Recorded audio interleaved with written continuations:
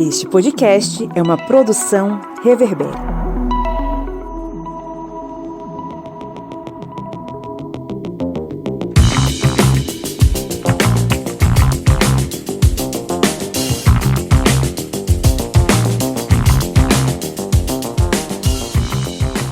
Olá, ouvintes! Está entrando no ar mais um episódio do seu podcast sobre as ciências humanas. É o podcast do Historiante, seu programete de história pública e debates políticos sobre vários temas, tá? Estamos aqui para levar aos seus ouvidinhos o melhor conteúdo, claro, sempre aqui com pessoas com ideias, com opiniões, enfim, as mais variadas possíveis, mas claro, lembre-se que essa aqui é a trincheira final contra o Império da Ignorância e nós estamos aqui entrincheirados, lutando contra o discurso neoliberal. Eu sou o Pablo Magalhães, seu host nem tanto preferido, e estou aqui acompanhado de uma galera, tá? Hoje a mesa está cheia, estamos aqui muito bem acompanhados. É dele o homem que fez do Bob's o seu alimento diário, o senhor Felipe Bonsanto. Bom dia, boa tarde, boa noite, que bom falar aos ouvidinhos de vocês novamente.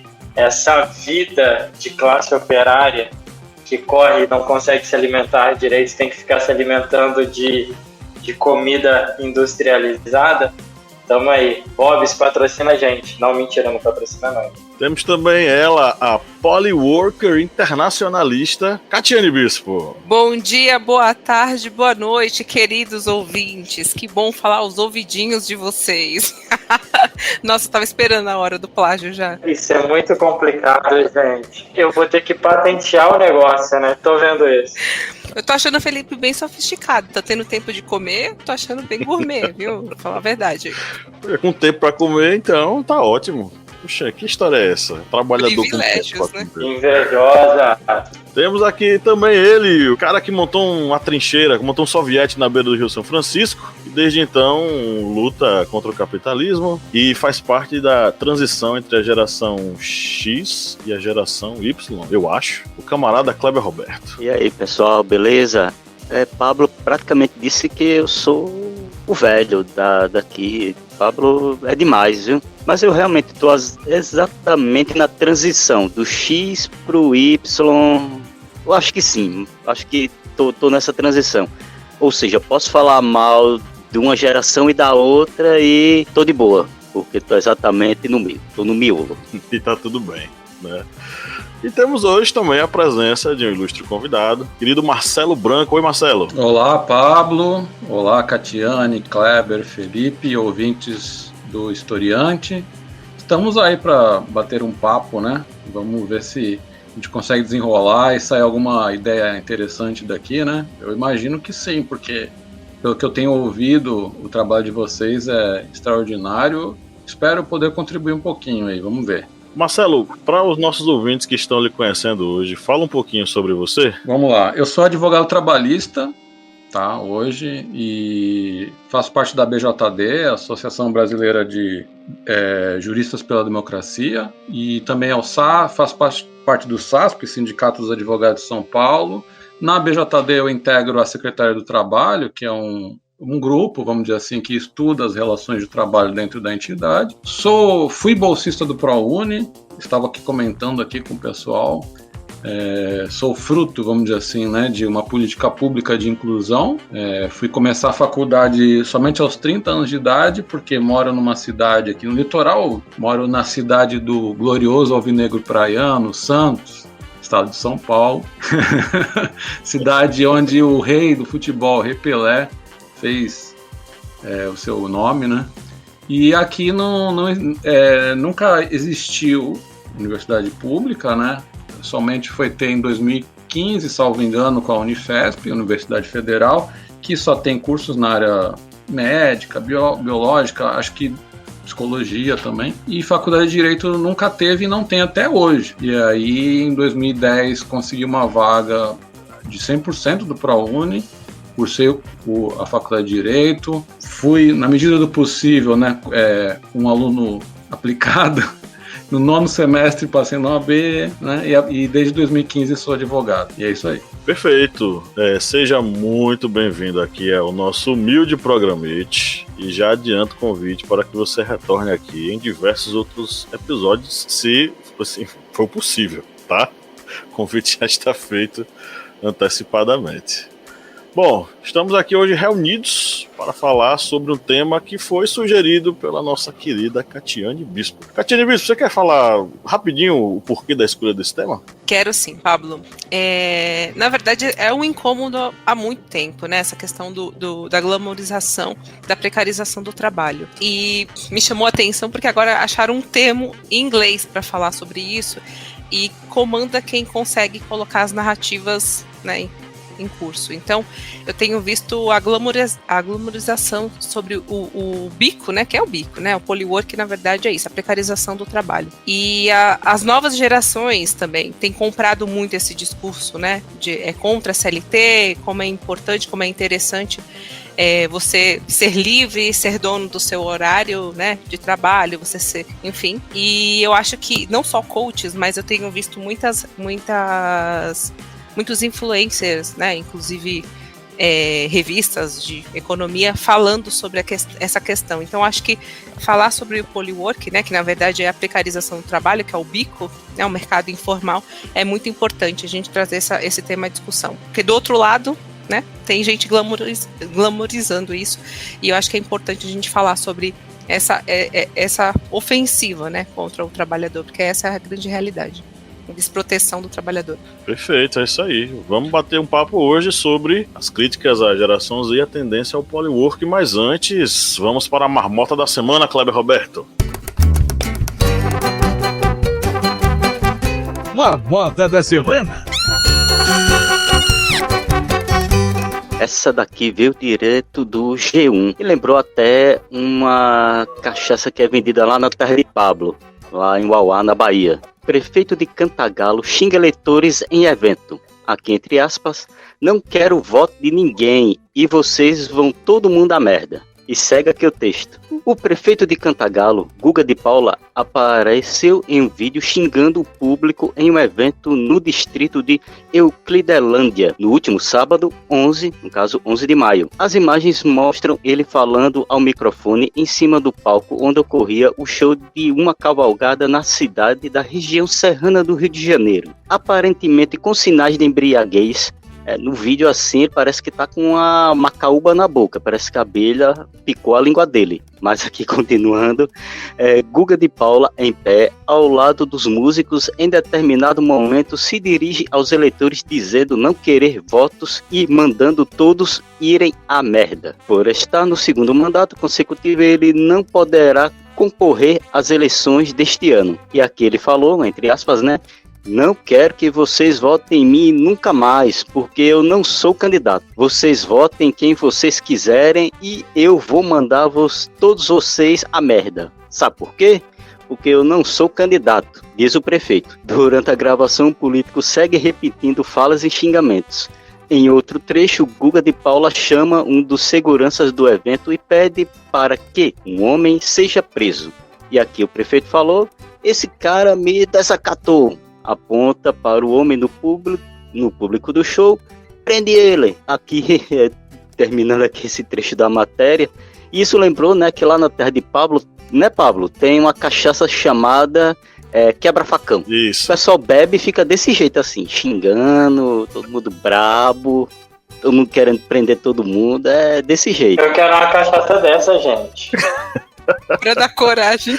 Quebra-facão é uma cachaça que tem uns inchadinhos que ia na casa. Minha avó tinha um bar. E eles iam lá estavam gripados, eles tomavam quebra-facão como remédio. Cachaça com mel, que aqui em Minas eles fazem muito isso. Cachaça com mel e limão. Mel, limão, raizada, 51, pitu, um pouco de água, azeite, aí bate tudo, mistura e vira o quebra-facão. Esse prefeito de Cantagalo bebeu isso. Se ele bebeu, ele tá curado, viu? Tá com a imunidade. Jogou a imunidade lá em cima.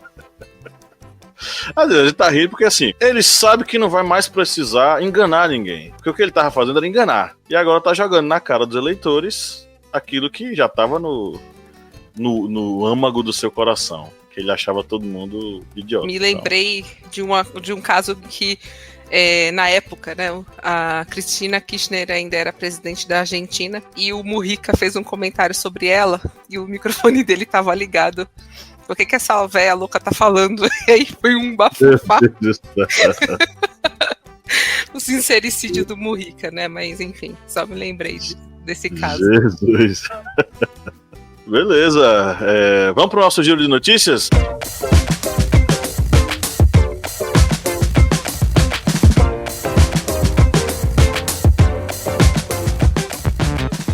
Bora lá. Notícia preta. Polywork é a gourmetização do bico? Você já ouviu falar do Polywork? Em bom português, múltiplos trabalhos, onde você pode oferecer a sua força de trabalho de forma fatiadas em horas para 2 ou mais empresas, com a promessa de que isso lhe trará mais renda e mais autonomia.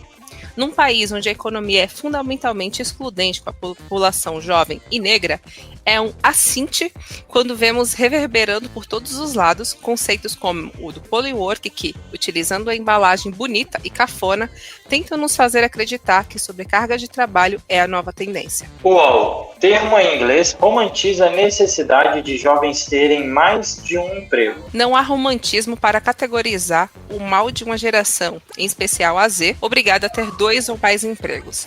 Segundo informações atualizadas da PNAD contínua referente ao terceiro trimestre de 2023, 544.691 brasileiros entre 14 e 29 anos fazem força no grupo que tem 2 ocupações. E não para por aí. 27.907 pessoas na mesma faixa etária declararam estarem em 3 ou mais atividades remuneradas. Brasil de fato. Dupla jornada atinge 83% das mulheres, quase metade sem a ajuda de parceiros, revela a pesquisa. Uma pesquisa do InfoJobs revela que 83% das mulheres dizem conciliar o emprego com tarefas domésticas e cuidados com idosos e crianças, acumulando dupla jornada de trabalho. Das 742 pessoas do gênero feminino que responderam à pesquisa, 45% atestam não ter ajuda de parceiros ou redes de apoio. As respostas foram dadas à InfoJobs entre fevereiro e março deste ano, com participantes entre 18 e 60 anos. E para fechar, CNN Brasil. Lidar com a geração Z é desafio para 68% do mercado de trabalho, aponta relatório. O relatório Tendências de Gestão de Pessoas do ecossistema Great People e GPTW mostra que 51,6% do mercado de trabalho afirma ter dificuldade para lidar com as diferentes gerações e suas expectativas no mundo corporativo. Contudo, a média é claramente puxada por uma geração específica, a geração Z. Os nascidos entre 1999 e 2010, o match com esses trabalhadores mais jovens não aconteceu para 68,1% dos entrevistados. De acordo com a pesquisa, a geração Z tem sido responsabilizada pelas outras gerações pela falta de comprometimento e impaciência na carreira. Pablo, é com você. Beleza, vamos para o nosso editorial.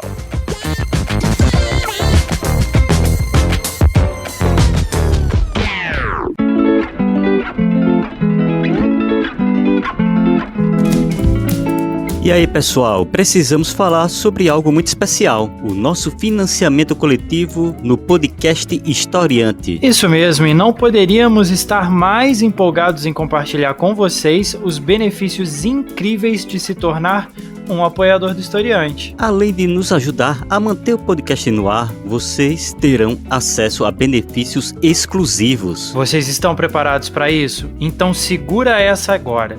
Todos os meses sortearemos livros entre os nossos apoiadores. Mas segura que tem mais. Os nossos apoiadores terão acesso a conteúdos exclusivos, bastidores do podcast, entrevistas inéditas e muito mais. E olha só, tem mais uma vantagem. Ao se tornarem apoiadores, vocês serão convidados a participar do nosso grupo secreto, onde poderão interagir conosco e com outros apaixonados por história. Então, não percam tempo. Apoie o podcast Historiante hoje, através do apoia.se podcast@historiante, através do aplicativo Orelo ou através do Pix Historiante, ou historiante@gmail.com. É isso aí, contamos com o apoio de vocês para continuarmos trazendo conteúdo de qualidade para todos os nossos ouvintes.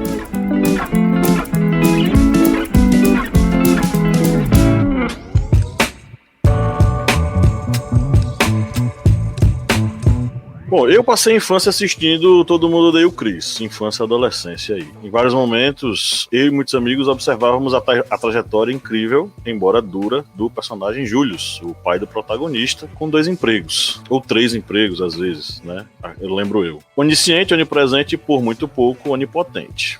Agora mais velho e enfrentando problemas de saúde, dói pensar que a vida que almejamos nos esgota. Na verdade, não só eu, como toda a minha geração enfrenta algum problema de saúde. Desde o mais simples, como o meu, dores nas costas, a questões muito mais pesadas, problemas constantes e crônicos. O que é esse tal polywork? Simplificando, são múltiplos trabalhos, onde você divide sua força de trabalho em horas para várias empresas, com a promessa de mais renda e autonomia. Supostamente, isso permite desenvolver várias habilidades e em pouco tempo tornar-se um profissional único e imprescindível para o mercado. Como aquela vizinha que fazia quentinhas pela manhã, dava aulas à tarde e fazia bolos à noite para vender no dia seguinte, sabe? Nesse caso, foi a necessidade e a escassez que a forçaram a abdicar do seu direito de viver para sobreviver fazendo bicos. Sem contar o turno das atividades domésticas dela. Porque no Brasil, a população feminina sabe há séculos o que é polywork, sem esse nome chique, né?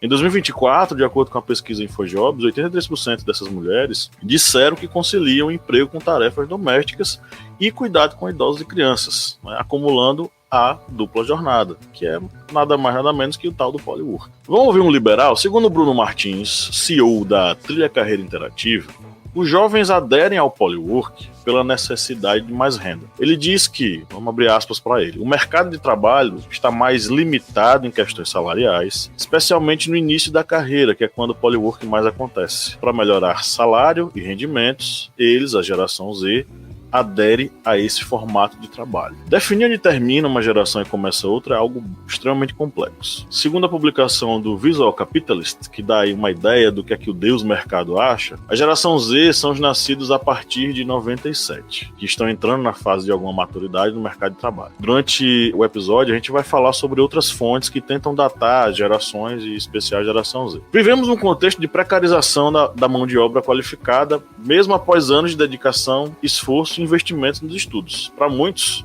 foi a única forma de entrar no mundo do trabalho com um diploma. Por outro lado, encarar o fato de não ter o retorno esperado após anos de esforço e gastos é algo extremamente doloroso. Segundo os principais sites neoliberais que tem aí, pessoas entre 14 e 29 anos, e sim, eu estou falando de 14 anos, preferem, entre aspas, trabalhar em 3 atividades simultâneas para usufruir de esse termo é maravilhoso que a galera liberal está usando, um ecossistema de oportunidades durante o desenvolvimento profissional.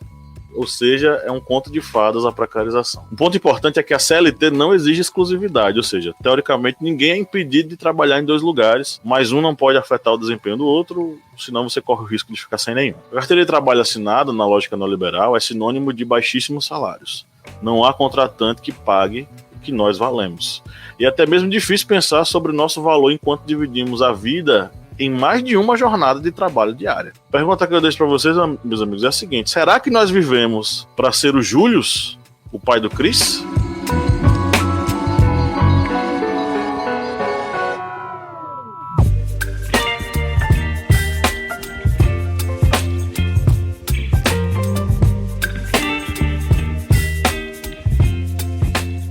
Começando sobre, até comentando os próprios títulos, né, das matérias, subtítulos e os textos, né? Em primeiro lugar, vem essa questão da glamorização da precarização.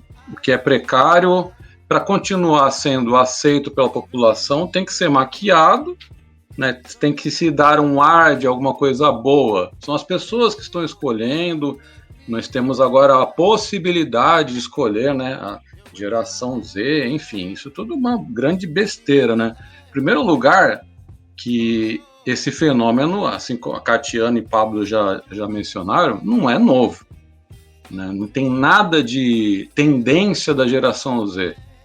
Isso é uma realidade há décadas das pessoas trabalharem em 2 ou mais empregos, isso independente se é bico ou se é emprego formal, vamos dizer assim, 2 ou mais trabalhos pela necessidade de complementação de renda, porque os empregos ou bicos ou atividades pagam tão mal que a pessoa, para sobreviver, não é para ganhar experiência, não é para poder desenvolver a carreira, porque esses artigos desses jornais, vamos dizer assim, que tentam dar esse ar de modernidade, né? Eles tentam passar isso de que é uma questão nova, uma questão que, tipo, não, as pessoas elas tentam trabalhar em 2 ou mais locais para poder desenvolver suas carreiras, para terem mais liberdade, para dar a impressão que a pessoa está até acumulando capital, né? Tipo, nossa, eu vou trabalhar em 2 porque um só é pouco para mim, eu quero desenvolver meu potencial, né? Toda essa baboseira, né, que eles tentam enfiar a goela abaixo da população. E, na verdade, é o contrário, é fruto da precariedade, baixíssimos salários, e aí a pessoa se vê na obrigação de trabalhar em 2 ou mais locais. E se isso atinge os jovens, quanto mais as pessoas mais velhas que pagam aluguel, que têm filhos para criar, que têm família constituída, e quer dizer, é uma realidade que não só não é nova, como atinge todas as gerações. Se a gente for pensar, talvez os nossos avós, né, viviam numa realidade um pouco diferente, onde o emprego era mais... E havia uma certa estabilidade, né? As pessoas trabalhavam, né, assim, 10, 20 anos na mesma empresa, se aposentavam no mesmo emprego. Isso há décadas que já não existe mais. Então isso não é um fenômeno novo, não tem nada de bonito nisso.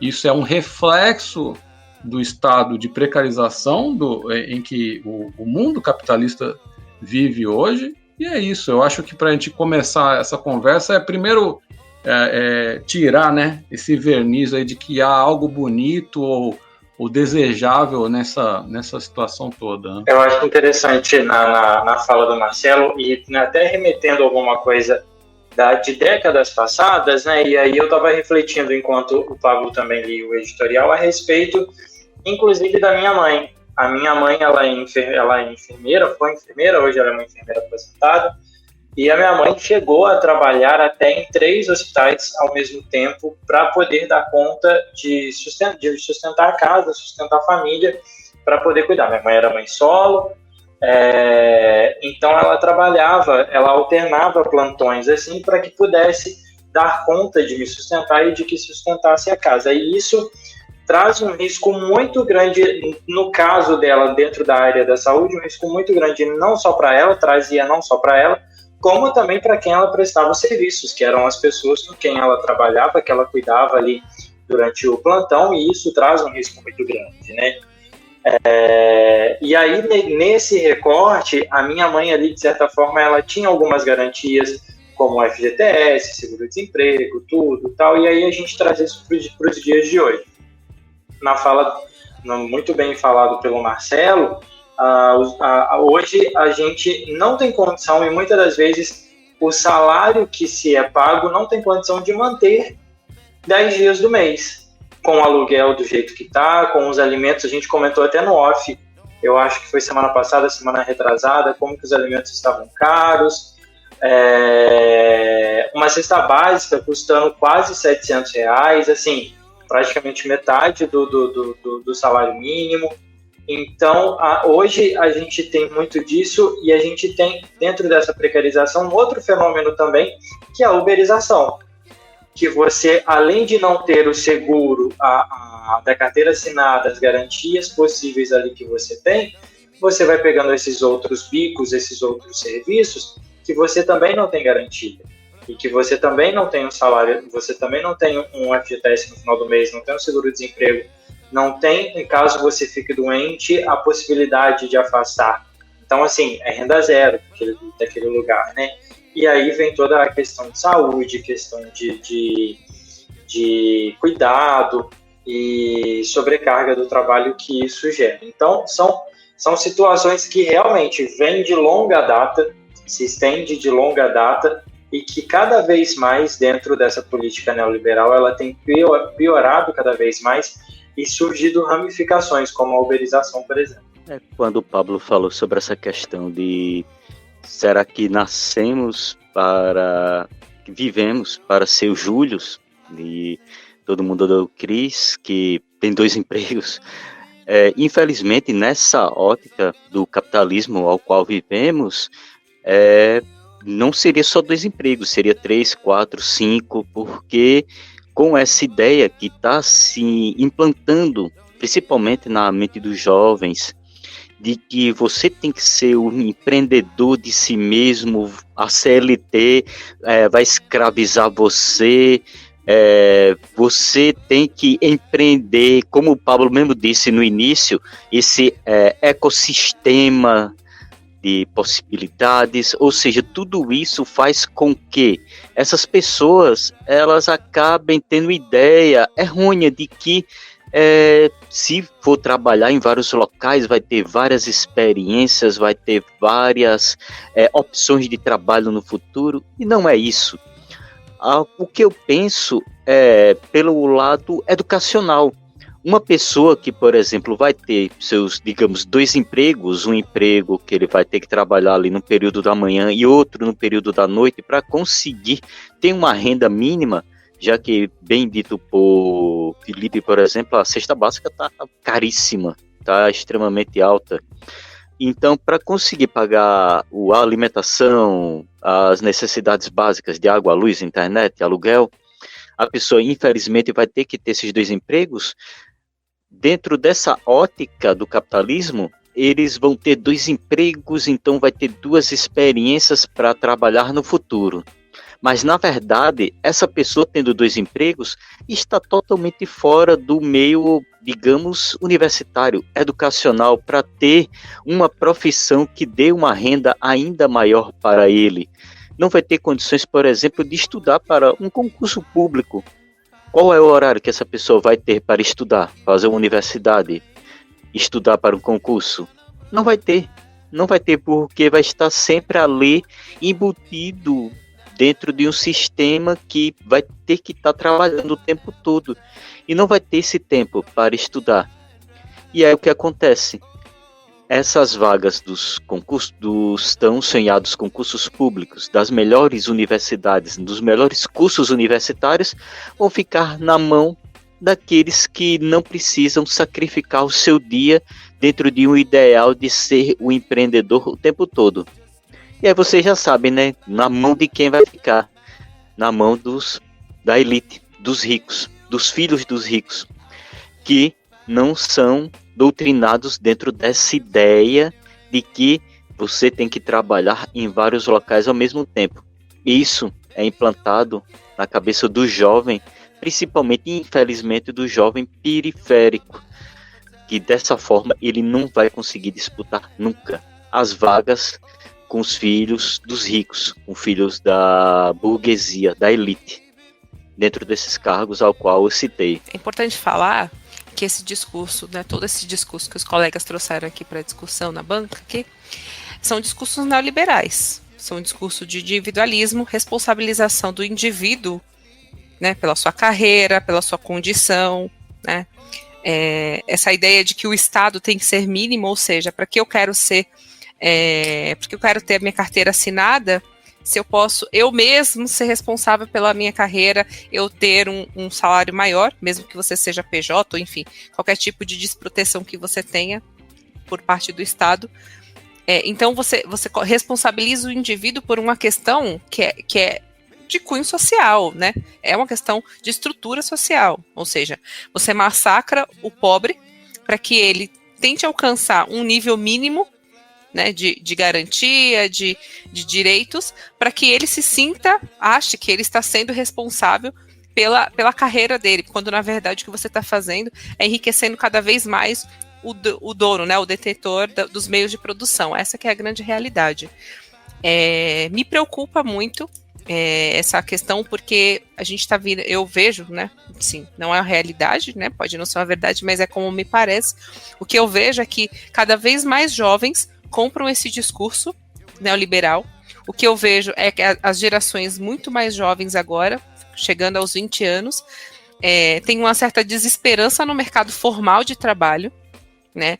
A gente tem cada vez mais jovens desinteressados até em manter os seus estudos, dar seguimento aos seus estudos e até mesmo ingresso no mercado formal. Isso é sintomático de uma questão muito séria que é desesperança, né? A gente a desigualdade tem sido tão gritante, né, nessa questão, é que hoje você consegue Desculpa, gente. Hoje você consegue, com um celular, influenciar pessoas de todo o Brasil, né? Você consegue influenciar jovens que não têm uma percepção mínima da realidade do que é o mercado de trabalho formal, que não conseguiu ver essa realidade, que o patamar de contratação no mercado formal está tão alto que essa informalidade, né, esse dinheiro na mão que ele acha que é satisfatório, seja sendo contratando alocando um carro para ser Uber, seja alocando também bicicletas para trabalhar no fim de semana, né, para entregar comida, porque, né, a conversa que eles têm justamente é isso, né, que eu acompanho muito jovens dessa faixa etária, é que no mercado formal eles trabalhariam 22 dias no mínimo, né, porque a jornada é 6 por 1, para receber no fim do mês R$1.100. O que eles conseguem fazer em uma semana, vamos dizer, se trabalhar o dia inteiro. Que a visão deles a curto prazo é de que eu consigo, na mão, muito mais dinheiro do que se eu for para o mercado formal, né? E os coaches fazem isso, eles reforçam isso, eles reiteram isso o tempo todo, né? Essa coisa de você colocar na mão do trabalhador a responsabilidade da condição de precarização que ele se encontra, além de covarde, é de um mau caratismo muito grande, né? Então, o que eu vejo é que de um lado, estão glamorizando, estão maquiando, trazendo o termo que o Marcelo usou, invernizando esses termos, né, de precarização do trabalhador e jogando nas costas do próprio trabalhador a condição a qual ele se encontra. Sem dúvida, eu acho que dentro desse processo todo, é porque a gente falou de CLT, né? Mas muitos desses jovens, não só dos jovens, dos mais velhos, né? Mas como a questão está relacionada a esses mais jovens, muitos deles já não têm mais carteira assinada, é PJ. E aí vem esse outro movimento, que é essa pejotização. Marcelo, você poderia dimensionar como esse processo de pejotização ele é danoso para a sociedade, ou, enfim, como esse abandono da CLT acaba que deixando vulnerável o trabalhor? Então, Pablo, você tocou num ponto que é muito grave e é um problema macro, é um problema macrosocial. Não é uma questão de escolhas individuais, é uma questão de escolhas públicas, vamos dizer assim. Tanto por parte do legislador, Congresso Nacional, que legisla sobre as questões trabalhistas, quanto o Poder Judiciário, por exemplo, que, assim, quem tem acompanhado notícias de decisões do Supremo Tribunal Federal em matéria trabalhista, se a pessoa está prestando atenção, a gente está diante de uma situação tão grave, porque é o que acontece. Eu vou falar uma coisa que eu falo assim, sem qualquer... Como eu sou advogado e trabalho por conta própria, eu não tenho rabo preso com ninguém, eu posso falar o que eu penso. Né? A liberdade, vamos dizer assim, de falar e sofrer as consequências, óbvio, também individuais. E também não falo aqui em nome da BJD, eu falo por mim mesmo. O Supremo Tribunal Federal hoje é o principal vetor de precarização do trabalho no Brasil. As decisões que 9 dos 11 ministros têm tomado em matéria trabalhista estão encaminhando para a destruição total da rede de proteção social ao direito ao trabalho, que é a legislação trabalhista e a competência da Justiça do Trabalho, tá? Então eu vou aproveitar e pegar esse gancho aí dessa provocação do Pablo, que é isso que está acontecendo. Pejotização nada mais é do que, há um tempo atrás, o que era? Empresas tentando diminuir o custo operacional, chegavam lá e, deixa eu tentar aqui, ver o que dá.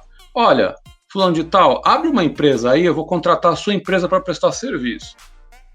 Alguns anos atrás, o que acontecia?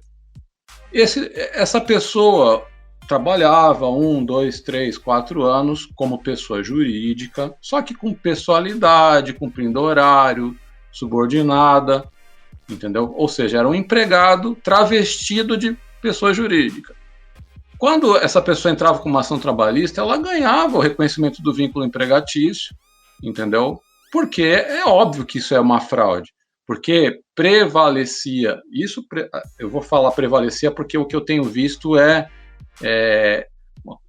100 anos, mais de 100 anos de construção doutrinária, construção teórica do direito do trabalho estão sendo jogados na lata do lixo pelo Supremo Tribunal Federal.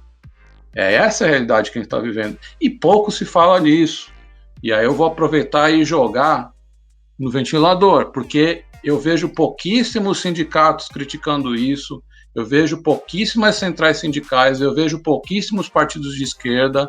O que eu vejo somente são entidades ligadas ou que estudam direito do trabalho, as questões do trabalho, apontando isso. Esse fenômeno, vamos dizer assim, vou chamar de fenômeno por conta de ser algo social, mas é uma questão política também, porque são decisões que têm sido tomadas pela maioria absoluta dos ministros do Supremo Tribunal Federal, falando o seguinte... Oi? É um projeto. Sim, exatamente, é um projeto de destruição da rede de proteção que é dada pelo direito do trabalho há quase 100 anos no Brasil. E o que acontece? Essas decisões têm falado o seguinte, isso já há alguns anos, mas tem piorado muito ultimamente. No último 1, 2 anos, teve uma curva terrível de destruição. O que essas demandas, vamos dizer assim, o processo trabalhista inicia na Justiça do Trabalho e eventualmente ia parar no Supremo Tribunal Federal através de um recurso extraordinário. Envolve matéria constitucional, se o ministro, onde caísse aquele recurso, entendesse que sim, que envolvia matéria constitucional, esse processo era julgado pelo Supremo Tribunal Federal. E aí, nos últimos anos, o Supremo Tribunal Federal começou a falar o seguinte, não, pejotização é válida, entendeu? Não tem problema você contratar com pessoa jurídica. Até aí tudo bem. Só que o que o STF decidia? Falava assim, só que isso não exclui o direito, vamos dizer assim, do juiz do trabalho identificar que aquilo é uma situação fraudulenta. E aí, nesses casos, é inválida. Só que, para desespero geral da nação, nos últimos 1 ano e meio, 2 anos, o STF tem decidido de forma muito pior do que isso, que é o seguinte, se existe um contrato de natureza civil entre as partes, o que é um contrato de natureza civil? É um contrato que não é trabalhista. É assim, eu, trabalhador, tenho a liberdade de contratar, né, de ser parte de um contrato com uma empresa. Eu abro um MEI, abro uma empresa qualquer, e nós celebramos um contrato de natureza civil para prestação de serviço. O que o STF tem decidido? Quando existe um contrato de natureza civil, a Justiça do Trabalho, pasmem, porque está na Constituição que é competência exclusiva da Justiça do Trabalho decidir sobre as relações de trabalho, não só de emprego, relações de trabalho. E aí o STF tem decidido o seguinte, se existe um papel falando que as partes ali de livre vontade decidem que não há vínculo empregatício, é uma prestação de serviços autônoma, não existe subordinação, não tem nada a ver com CLT, o STF tem decidido, 9 dos 11 ministros dizem o seguinte, o juiz do trabalho não tem nada a ver com isso, o juiz do trabalho não pode se meter nisso, as partes são livres, o trabalhador tem a liberdade de decidir se vai ser contratado sob a CLT como empregado e subordinado, enfim, etc., ou ser contratado como pessoa jurídica. Ele não tem esse direito. Como se ele tivesse escolha, né? Como se ele tivesse escolha. Exatamente, vem nesse contexto dessa ideologia neoliberal, porque isso não é só uma frase de efeito, não é só isso é uma realidade dura que está rasgando a Constituição Federal, está rasgando as relações sociais no Brasil, entendeu? E exterminando com a proteção social, porque a pessoa ela não tem mais proteção social, não existe seguridade. Ela se é contratada como pessoa jurídica, ela está simplesmente fora do sistema de proteção da Seguridade Social, que é da Previdência, INSS, enfim. Essa pessoa nunca vai se aposentar. Se ela ficar doente, problema dela. O contrato pode ser encerrado por falha na prestação de serviço e assim por diante. Então, o STF hoje é o principal vetor de destruição do direito do trabalho. E a impressão que eu tenho, e não só eu, como estudiosos do direito do trabalho, tem a impressão de que o objetivo final é a aniquilação total da justiça do trabalho. Outras pessoas tentaram, Fernando Henrique tentou, Temer tentou, Bolsonaro tentou, e parece que hoje o STF assumiu o protagonismo de ser o principal agente para a destruição da justiça do trabalho. Porque uma vez que o STF, que é a cúpula do Poder Judiciário, diz o seguinte: espera aí, não é o juiz do trabalho, você não pode decidir isso daí, quem tem que decidir é o juiz de direito, o juiz comum do Tribunal de Justiça, que não entende nada de direito do trabalho, é essa pessoa que tem que decidir se está certo ou não esse contrato, entendeu? E no máximo pode haver uma indenização por descumprimento de cláusula, e isso vai aniquilar o direito do trabalho e, por consequência, está acabando com a razão de existir da justiça do trabalho. Esse o panorama do que a gente está vivendo. Pois é, e a gente vê, mais uma vez, a narrativa neoliberal se sobrepondo às realidades do mundo do trabalho aqui, né? E, inclusive, eu queria só marcar conceitualmente que você ouvinte que ainda usa o termo mercado de trabalho, sugiro que você mude o termo. Vamos falar de mundo do trabalho, tá? Mercado de trabalho é um conceito neoliberal que coloca o trabalhador como um mero produto, sabe, com certo valor abaixo, muito abaixo do que ele vale, para ser contratado e trabalhar sob péssimas condições. Tem um historiador que eu gosto muito, que é um clássico, que é o Eric Hobsbawm, que ele tem um livro chamado Mundos do Trabalho, em que a introdução já conceitua muito bem o termo mundo do trabalho e a escolha pelo termo mundo do trabalho, né? Sobre essa discussão das gerações, tem um trabalho bem acessível que qualquer um pode encontrar aí na internet, que eu achei com uma qualidade bem bacana. Um artigo chamado Perfil de Alunos de Curso de Administração. Esse trabalho foi feito por 3 pesquisadoras, a Luísa Zomer, a Aline Santos e a Kelly Oliveira Costa, a Aline da UDESC, na Universidade do Estado de Santa Catarina, e a Luísa e a Kelly da Faculdade Sesusc. Elas fizeram uma análise sobre os alunos lá do curso de administração e fizeram uma leitura, um levantamento bibliográfico sobre essa questão das gerações, né? E elas constataram uma coisa que nós já sabíamos, de que os recortes em relação às gerações, eles variam absurdamente de um autor a outro. Elas pesquisaram aqui algo em torno de 9 obras que se debruçam sobre o assunto, e elas encontraram datações extremamente ou alargadas ou menos alargadas, sendo que apenas 3 definem o que seria a geração Z. E tem um dos autores, que é uma dupla, né, o Sereta e o Framing, que colocam a geração Z dos nascidos entre 89 e 2010, ou seja, um dos maiores alargamentos. No caso, eu não faria parte dessa geração Z, mas a Catiane, por exemplo, estaria dentro desse recorte. Não é, Catiane Bispo? Exatamente. Os demais colegas não, que nós somos anteriores a 89. Então, assim, para fins de definição do conceito, o conceito e a definição são os mais variados possíveis. O que é que eu quero colocar com isso? Que o fenômeno do polywork, entre aspas, né, que, como eu já falei, As donas de casa no Brasil sabem muito bem o que é isso. Mulheres no Brasil sabem muito bem o que é isso. Jornada dupla, polywork. Cuida do menino, cuida do avô, cuida do marido e vai trabalhar. Minha mãe era assim, a mãe de muita gente foi assim, muitas mulheres hoje são assim. Elas têm jornada dupla há muito tempo.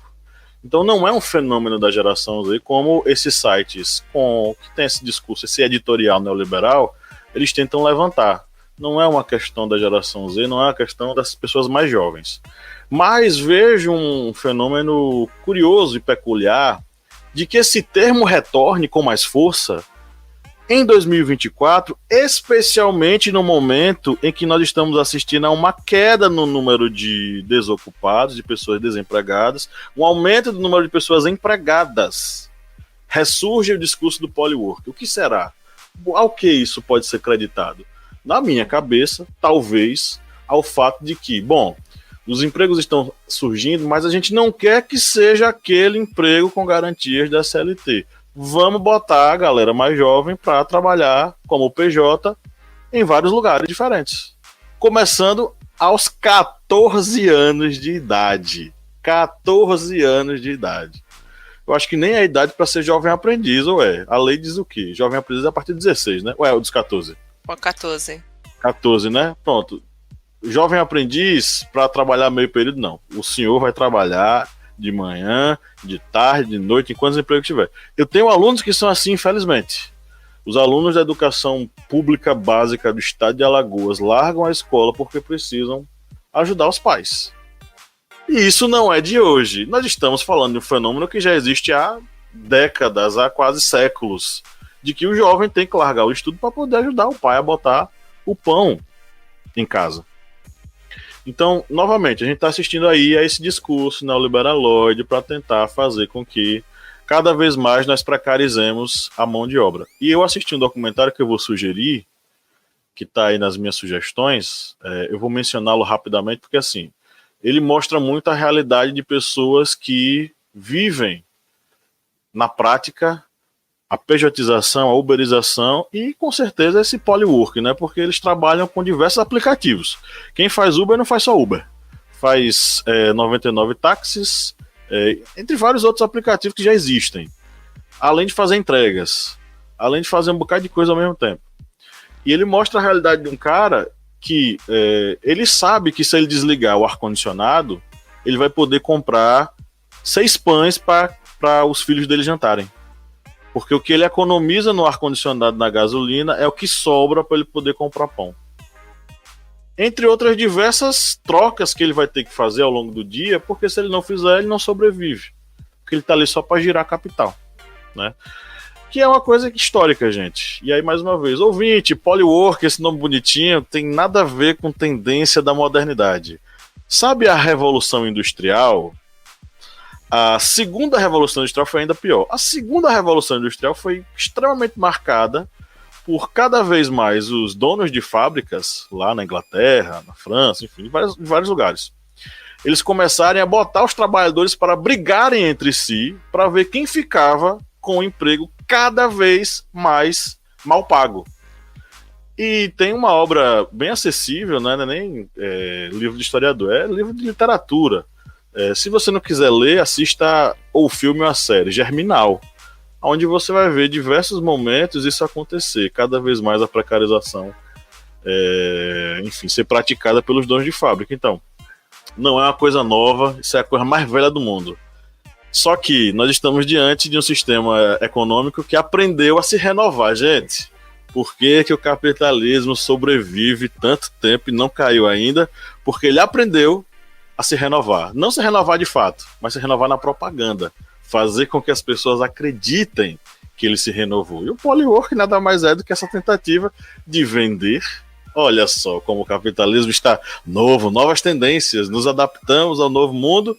E você jovem de 14 anos, que absurdo, minha gente. Você jovem de 14 anos pode alcançar aí seu sucesso trabalhando em 3 lugares diferentes para ajudar seus pais a comprar pão para botar na mesa.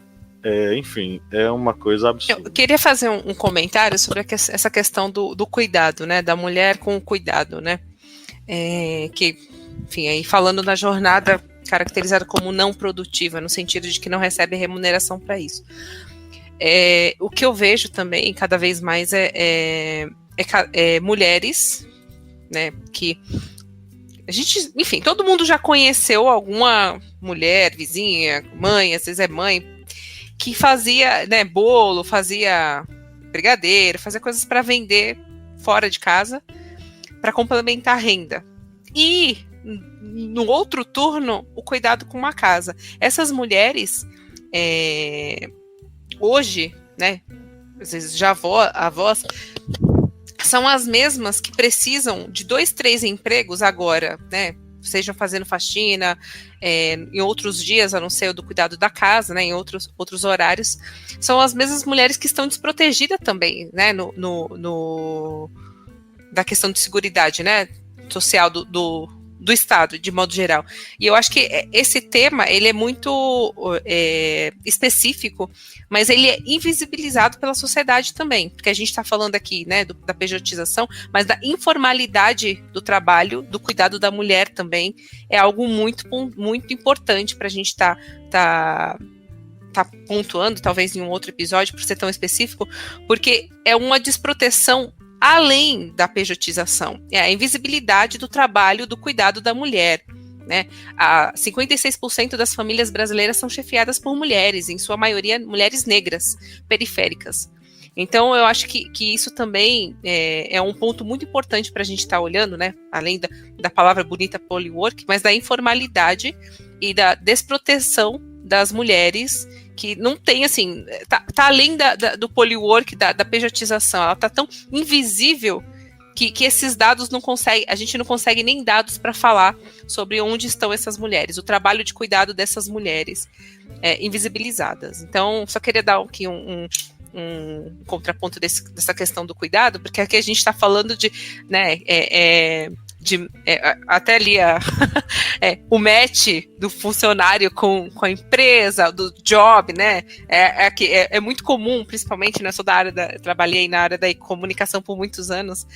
E eu vi nisso, nossa, quer um job para você fazer? É descolado, né? Seu job, o match. O match. Você desenvolver um KPI, que não sei o quê, vamos fazer uma call para conversar sobre isso. Mas isso é a precarização, né? Só que eu queria fazer essa pontuação da relação das mulheres com o cuidado e da invisibilidade desse trabalho, né? Que está ainda, né? Eu vou dizer assim, sim, é uma questão, eu estou falando por mim, mais invisível ainda, justamente porque fala de mulheres, de cuidado, de pessoas que nem entram até da nossa análise inicial, se a gente não fizer um recorte de gênero, elas nem entrariam nessa primeira análise que a gente vai fazer. E também é a precarização, a invisibilidade dessas mulheres, e que são, hoje, muitas chefes de família no Brasil, né? Talvez seja a mãe de alunos dos seus, Pablo, né? Que não está conseguindo manter a casa, e ele está precisando complementar a renda.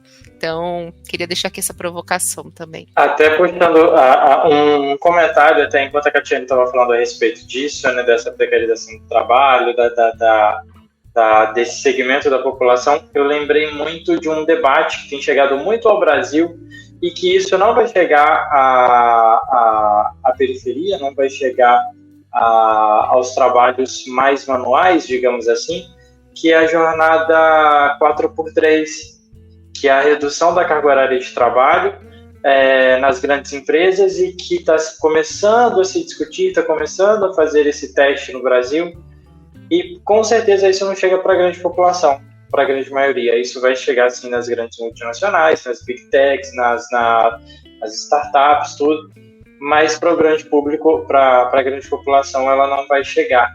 E se chegar, chega numa forma de multiplicação de trabalho. E aí vem uma outra forma de mão de obra, que é, como pegando o que o Pablo falou lá, é uma forma de reinventar o capitalismo mais uma vez. Eu queria só fazer um comentário breve sobre algo que eu lembrei da fala do Felipe anterior.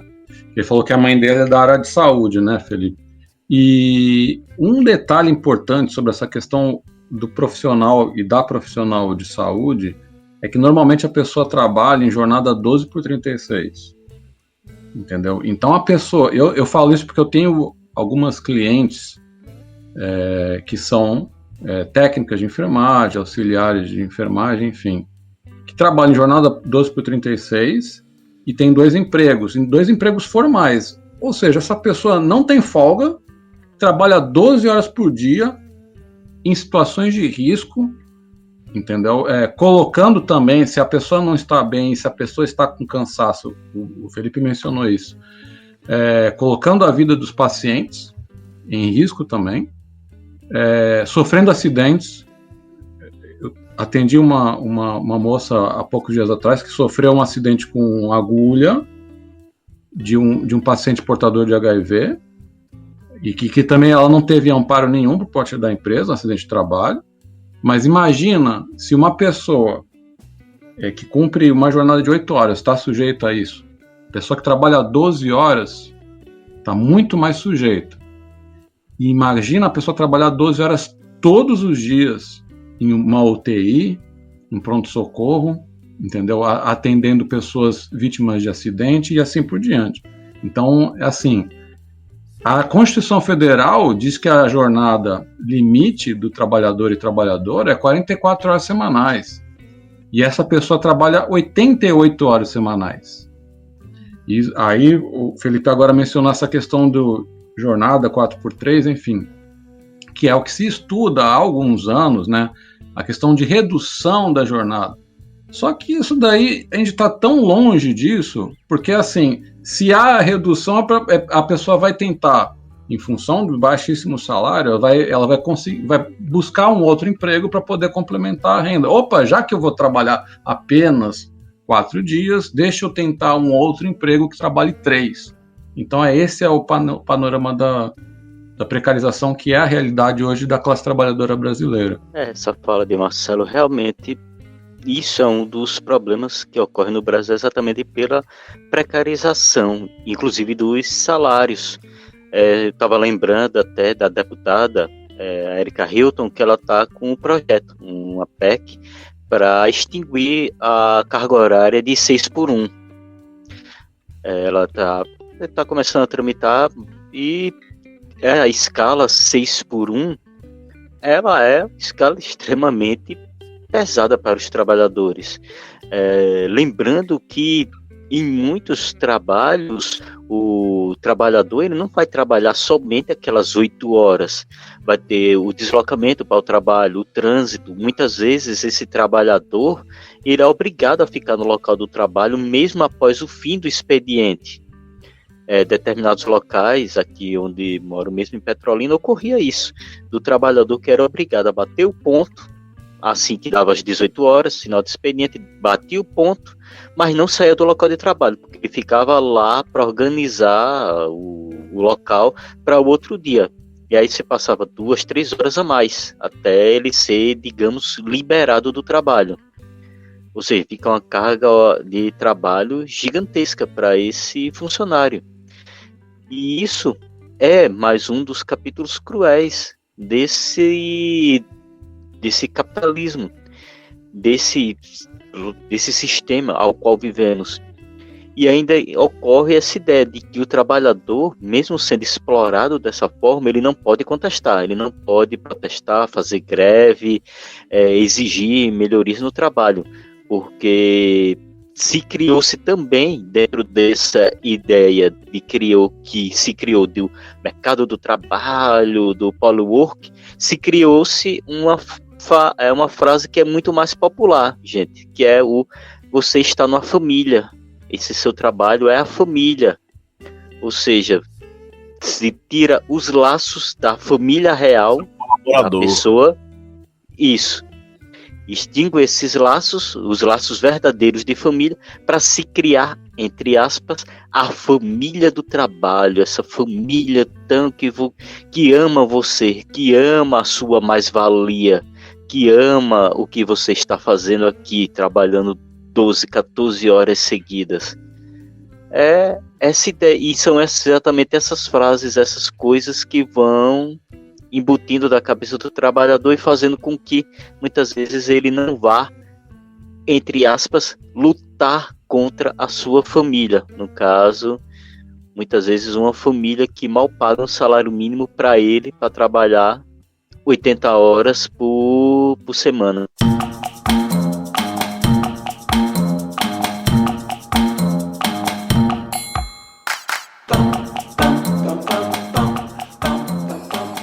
Acho que agora vamos pro quiz, né, Pablo? Bora lá? Vamos lá que a gente já conversou demais aqui. Meus amigos, é hora da gente fazer um quiz aqui rapidinho. Vou fazer uma pergunta para vocês. E vou lhe confessar que eu tive que tirar as perguntas e as alternativas do roteiro porque Felipe Bonsanto, ele burlava as perguntas. Ele Olha, isso é uma difamação tão grande com a minha pessoa. Pesquisava. Isso é uma difamação. Eu tô ganhando todos os prêmios, entendeu? Eu nunca ganhei um prêmio. Não Eu me nunca ganhei surpreende essa prêmio. atitude por parte do Felipe, não me surpreende. Eu nunca ganhei um prêmio. Eu quero VAR nesses episódios. Eu quero auditoria nesses episódios passados, nessas gravações. A gente tem os vídeos, tem as gravações. Eu quero. Deixa vocês. Semana passada nós deixamos uma pergunta para os nossos ouvintes. A questão foi: o Brasil enfrentou vários desastres climáticos naturais que resultaram em devastadoras perdas de vidas. E a maior dessas tragédias registradas na história do Brasil foi a seca de 1877. A alternativa A era a correta, né? Quem acertou ganhou aí um chapéu de alumínio para evitar os sinais das antenas HAARP, né? Coisa maravilhosa, muito útil nesse momento que a gente vive. Os bolsonaristas adorariam receber um chapéu desse. E o Kleber, qual é o prêmio dessa semana? O prêmio dessa semana também aí é o combo, para quem gostou aí do seu chapéu de alumínio para evitar os sinais das antenas HAARP. O prêmio dessa semana vai ser um pôster do Capitão treinando de moto aquática. Ó, que lindo. O homem passou 4 anos treinando de moto aquática e quando precisou, o homem tá lá com a canela, com um rabujo, com a canela podre. Canela com rabujo. Perfeito. Muito bom. Bom, vamos lá, amigos. É esse o maravilhoso prêmio que vocês vão disputar hoje, tá? As perguntas têm a ver com trabalho escravo no Brasil. Vamos lá. Desde 2013, segundo dados do Ministério do Trabalho e Emprego, 363 indígenas foram resgatados desse tipo de situação, trabalho análogo à escravidão, em todo o Brasil. Quase 60% dessas vítimas, 205, foram resgatadas em qual estado brasileiro? Vou dar as alternativas para vocês, tá? Alternativa A, Mato Grosso do Sul. Alternativa B, Rio Grande do Sul. Alternativa C, Tocantins. E alternativa D, Roraima. Qual desses estados foi o campeão de resgate de vítimas de trabalho análogo à escravidão? Eu acho que é Tocantins. Eu acho que é Roraima. Rio Grande do Sul. Rio Grande do Sul. Ok. Que rufem os tambores. É o tambor que a gente comprou depois de Kleber rasgar o outro. Resposta certa é... Olha, todo mundo escapou de pegar esse pôster, viu? Porque a resposta certa é letra A, Mato Grosso do Sul. Chateado O agro demais. é pop. Eu ia falar que agora o agro é pop. Tóxico também, né? Agora sim, surpreende alguém? Surpreendendo um total de 0 pessoas. Lugar onde o juiz do trabalho tem que andar com um policial federal para proteger, não, a gente não pode esperar coisa diferente do agro. Se eu fosse um professor de cursinho, eu diria, gente, lembra que recentemente teve aquelas notícias das tribos sendo dizimadas? Pronto, foi lá, Mato Grosso do Sul. Recentemente nós tivemos aquela notícia aqui no Rio Grande do Sul, nas vinícolas lá, em especial, como é que é o nome daquela? Santé alguma coisa. Se alguém lembrar, Santé. Eles, não indígenas, mas meus conterrâneos baianos estavam lá, sendo forçados a trabalhar, o trabalho análogo à escravidão. Né? Que absurdo. Bom, ninguém ganhou. Ô Kleber, fica com o pôster aí, viu, pra você. Não vai mandar pra ninguém. Do capitão aí. Triste, né, Kleber?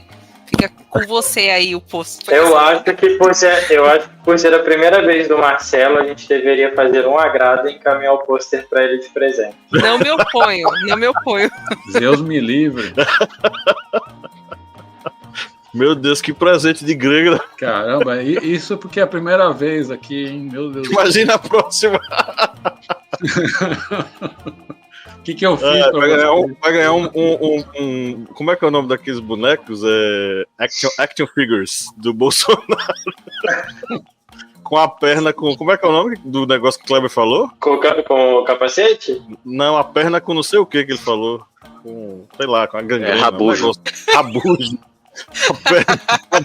E ele ainda vai sair falando tá ok, o bonequinho. Aperta a barriga. A pergunta que fica para os nossos ouvintes é a seguinte: dessa vez eu vou lembrar de botar lá, viu, ouvintes? Eu não vou deixar de botar, não, tá? Vamos lá. A faixa etária predominante, continuando essa mesma história, tá? Predominante dos indígenas resgatados nos últimos 10 anos em locais de trabalho escravo é disso aí no Brasil inteiro, né? Alternativa A, 15 a 17 anos. B, 18 a 24 anos.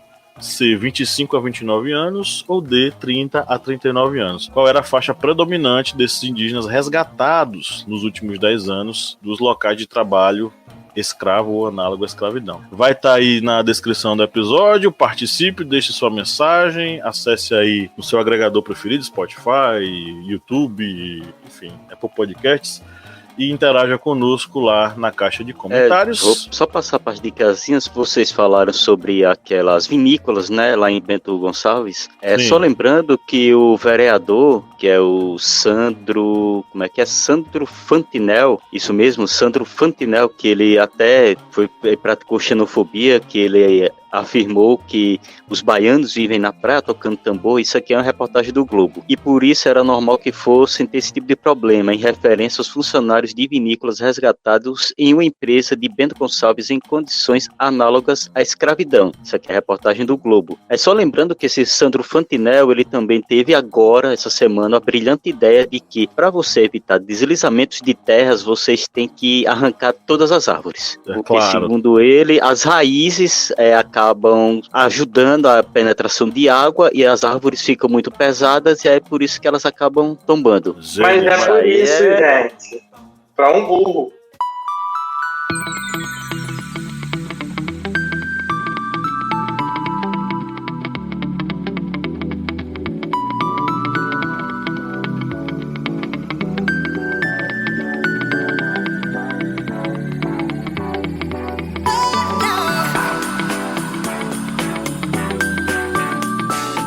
Vamos lá, gente. Vamos para as indicações. Hoje não tem curiosidade porque a gente já está estourado aqui. Vamos direto para as indicações. Claro que é um oferecimento aos nossos queridos e queridas apoiadores e apoiadoras que mantêm este programete de pé, né, Kleber Roberto? Isso mesmo. Essa parte de indicações é um oferecimento aos apoiadores do Historiante, pessoas que acreditam aqui no nosso projeto e fazem a sua contribuição. Muitas vezes uma contribuição que a pessoa pode achar até uma contribuição pequena, singela, mas para a gente faz muita diferença. E mandamos aqui um afetuoso abraço e um muito obrigado para Raquel. Até hoje a gente não conseguiu descobrir o sobrenome da Raquel. E para Poliana Siqueira. Para vocês e para todos os outros e outras, muito obrigado e agradecemos enormemente o apoio que vocês dão aqui para o Historiante. A Poliana que já disse que faz faxina ouvindo a gente, viu? Então, Poliana, eu sei que você agora está no meio da faxina. Espero que tenha dado tudo certo aí, tá? Um abraço. Vamos para as indicações. Eu vou começar aqui com as minhas. O documentário que eu mencionei chama-se GIG, a Uberização do Trabalho. Está no canal do Repórter Brasil, que é um grupo de jornalistas independentes que produzem conteúdo, e eles produziram esse documentário que é muito interessante porque ele mostra a realidade absurda de pessoas que vivem à mercê dos aplicativos. Inclusive tem uma história lá que é terrível. O cara rodou o final do ano inteiro, as principais datas de final de ano, início de ano, né, naquela virada e tal, trabalhou feito um condenado, fez um valor que ele ficou muito feliz, que era, ele fala no documentário, 4 mil e alguma coisa, ia dar para pagar várias coisas de conta, enfim. E aí quando ele terminou uma corrida e foi finalizar a corrida, do nada o aplicativo dele fechou e nunca mais abriu. Nunca mais abriu e ele nunca teve acesso a esse dinheiro. E quando entrou em contato com a empresa, que era a Uber simplesmente disse que ele violou as regras e que ele não teria mais aquela conta e nem aquele dinheiro. Olha que filha da putice. Enfim, tem outras histórias lá, assistam. É um documentário muito interessante, bem abrangente. E para nossa playlist, eu vou sugerir 2 músicas que eu conheci essa semana. foi a música Vento, que é uma música do Feijão com o Gilberto Gil. É uma MPB que mistura shot, baião e a coisa bem a cara de Gil, tá? Então, Vento. E Tenha do Seu Lado, que é uma música de um duo, o duo chamado Benzier. Uma música bem gostosa, bem leve. Nós temos aqui eu e Kleber, né? Eu sugiro as músicas para relaxar e Kleber sugere as músicas do metal pauleira pra galera balançar o cabeção no final de semana. Então, ficam as minhas indicações, eu passo a bola aí para quem quiser continuar. Bem, então vou mandar a minha indicação aqui, que é um livro do professor Flávio Limonsic, que é o livro Estados Unidos no século XX. E esse livro, que é um livro da editora parceira aqui do Historiante, a Contexto, ele traz uma análise extremamente, digamos, aprimorada sobre o que é essa presença norte-americana no século XX, pegando vários pontos que não só os pontos, digamos, políticos, mas vai pegando vários pontos que vão desde questões ligadas a Hollywood, as bombas atômicas, Hiroshima e Nagasaki, os movimentos de direitos civis, a questão da música, a questão também política e econômica, desde a terra da liberdade, a terra que explora seus trabalhadores. Ou seja, vai pegando todos esses pontos e vai diluindo nesse livro, que é um livro que tem uma leitura super fácil, uma leitura bem prazerosa, não é aqueles livros muito técnicos. É uma leitura que pode ser feita desde aquela pessoa que admira história, até a pessoa mesmo que é um estudioso de história, historiador, professor de história. E esse livro de Flávio Limonsic, você pode adquiri-lo diretamente no site da editora Contexto. E lembrando que temos um volume dele aqui, viu, gente? E esse volume vai para o sorteio dos apoiadores do Historiante. Aí você só quer concorrê-lo a esse livro, você tem que ser um apoiador do Historiante, lá no apoia.se/historiante. Mas, como eu disse, é um livro excelente para vocês entenderem o contexto e a presença dos Estados Unidos dentro do decorrer da história do século XX. E como música, como bem disse aí Pablo, ele é a música tranquila e eu sou do metal. Então vou indicar aqui duas músicas de power metal melódico para vocês. Uma da banda Angra, que é a música Rebuff, e outra da banda Stratovarius, que é a música Find New One Voice. Essas são as minhas indicações musicais e também cultural para vocês. Eu vou deixar como indicação aqui o filme O Jovem Karl Marx, na Prime, indico. Sim, é um filme que passa muito rápido, assim, vai ter vontade de querer assistir a continuação, mas é um filme muito bom, super indico mesmo. E eu vou fazer indicação de 2 artigos do Portal Águia aqui, que é o artigo 1 da minha autoria, que falando sobre a geração Y, né, que são os milênios, que fala de responsáveis à cringe e o que aconteceu com os milênios. E aí também toco muito nesse ponto da desesperança mesmo, né, dos jovens, né, hoje os adultos, jovens adultos, não vou falar mais mercado de trabalho a partir de agora. Mundo do trabalho. Com o mundo do trabalho. Enfim, entre outros pontos que têm afetado toda a geração, né, inclusive a saúde mental, desesperança, entre outros. E uma outra indicação de artigo eu vou deixar da Jeane, né, que é também uma outra colunista do portal, que é Para Além do Transporte, conheça a uberização do trabalho, que é um artigo muito bacana também, que ela fala muito sobre essa questão da uberização do trabalho, né, tem sido amplamente utilizado. E de música eu vou deixar 2 indicações. Eu vou deixar já fiz a indicação dessa música aqui, mas eu acho que é muito condizente com o tema que a gente está falando, que é a do Gabriel O Pensador, que é Até Quando, que é mesmo uma chamada no sentido de, né, até quando a gente vai viver isso, vai aceitar isso, assim, sabe? Obediente, calado, manso e nessa ofensiva neoliberal que tem ganhado cada vez mais campo e, enfim, obviamente adeptos dentro da mídia tradicional. Então, até quando, né? Então, meio que é uma chamada de vamos voltar para o movimento de base, assim, né? dentro do que a gente tem de tempo também, enfim, que é outra é um outro desafio que a gente tem, né? Com que tempo vamos voltar a fazer o movimento de base, né? Enfim. E Zé do Caroço, né, que é a música de Leci Brandão, mas na voz do Seu Jorge também, uma música bem bacana, que fala justamente desse protagonismo, né, comunitário de uma figura carismática da comunidade que conseguia agitar todo mundo em prol dos benefícios da comunidade, né, para lutar pela comunidade. Eu vou aproveitar esse tempinho e vou fazer uma referência sobre o que o Kleber trouxe, sobre a deputada Erika Hilton, né, nessa jornada, pelo fim da jornada 6x1, esse projeto, nasceu no TikTok, que é uma rede utilizada amplamente pelos jovens, principalmente a geração Z. E quem é o autor desse, é o VAT, que eles chamam, né? Que é o Vida Além do Trabalho.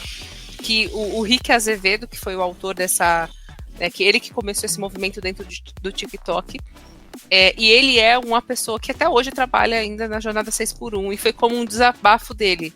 Então, é um projeto nascido, né? É um projeto que, assim como Ficha Limpa, nasceu de um movimento de base e da população. Então, se as centrais sindicais, né, que o Marcelo trouxe aqui, estão falhando nesse sentido, pelo contrário, a gente tem tido as redes sociais, pelo menos alguns campos, para poder fazer essa militância e trazer o trabalhador para reflexão também.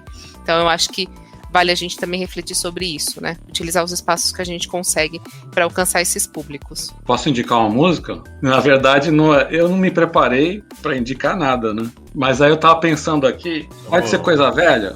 Pode ser o que você quiser. Não, pode ser o que você quiser, fica à vontade. Lá.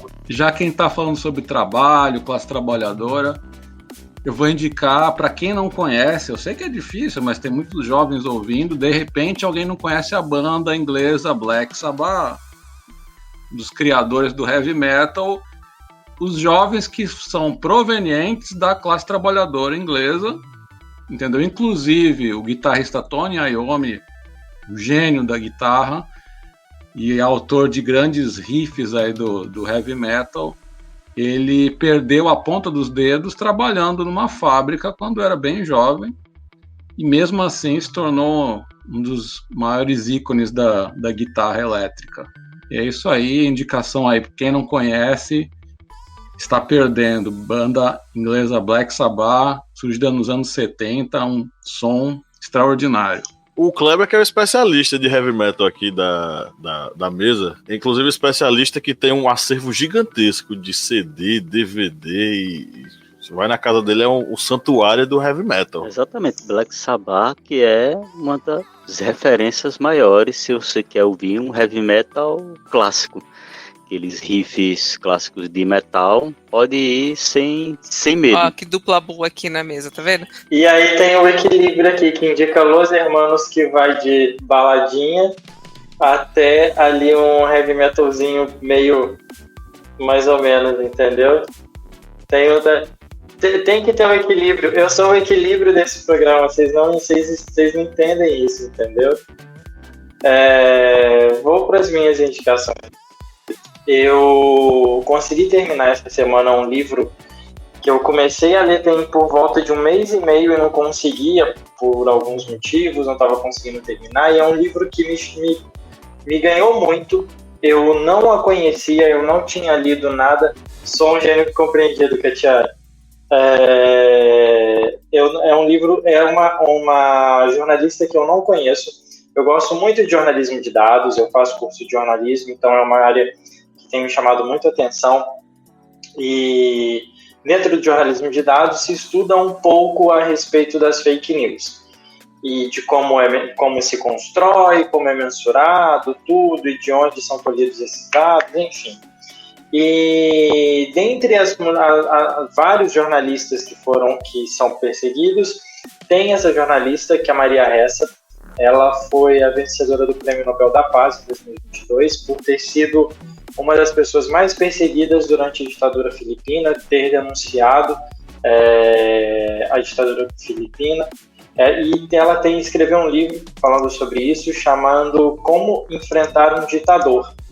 E a leitura dele é muito gostosa, é muito dinâmica, é uma mistura de autobiografia com com a história das Filipinas, né, nos últimos anos, e ela conta como a vida dela cruzou ali com o jornalismo, cruzou com a ditadura e como se desenvolveram as histórias dela, da vida dela e do país. É muito interessante, é um livro muito gostoso, é uma leitura muito, embora seja um conteúdo denso, um conteúdo pesado, é uma escrita muito leve de se ler, e aí fica a minha indicação de leitura para essa semana.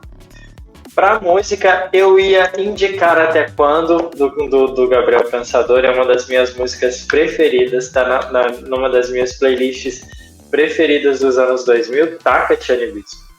Mas tem uma outra também, de uma banda brasileira que já acabou e que eu gosto muito, gosto, né? Que é o Rapa, e tem uma versão da música Horror do Cotidiano, que o Falcão canta com a Maria Rita, no Acústico MTV, que é maravilhosa.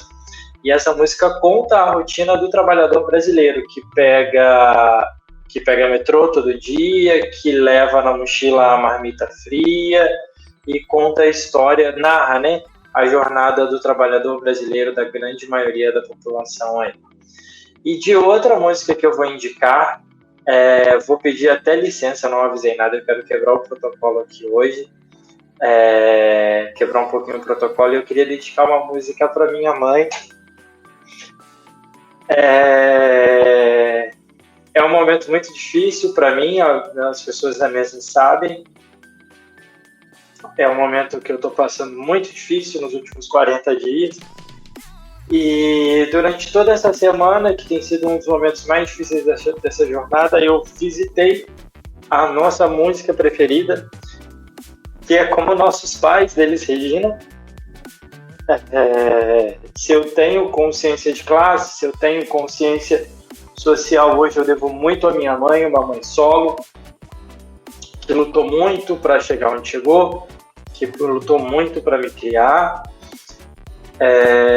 fez um esforço muito grande durante toda a vida, e durante esses últimos dias eu tenho ouvido muito essa música.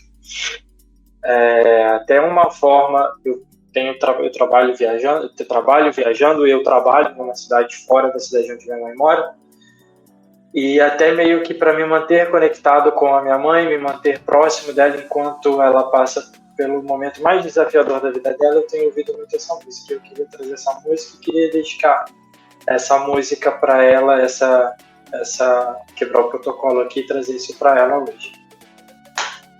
Ficam as minhas indicações. Perfeito. Felipe, a gente já conversou bastante lá no grupo, mas fica aí o nosso desejo, a nossa oração para que dê tudo certo, né?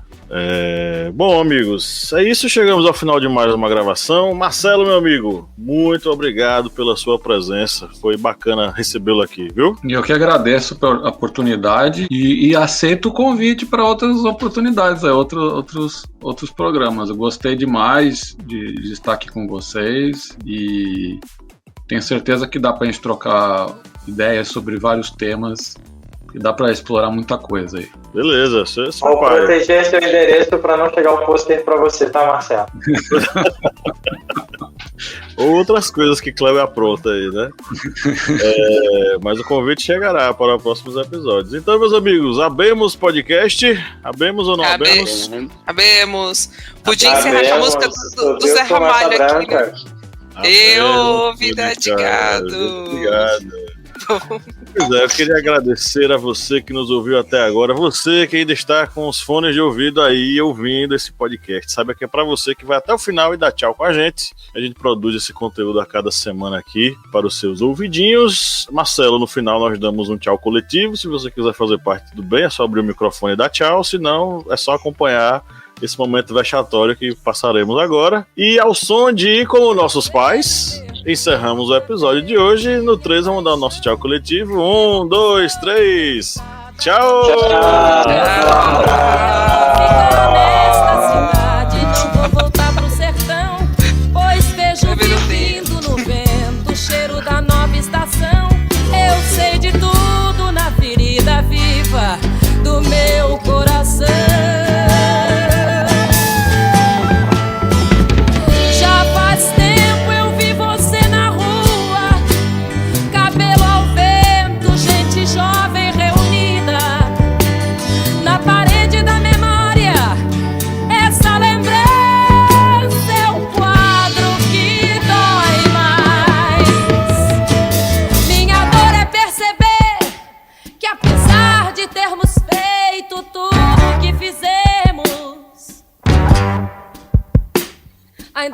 somos os mesmos e vivemos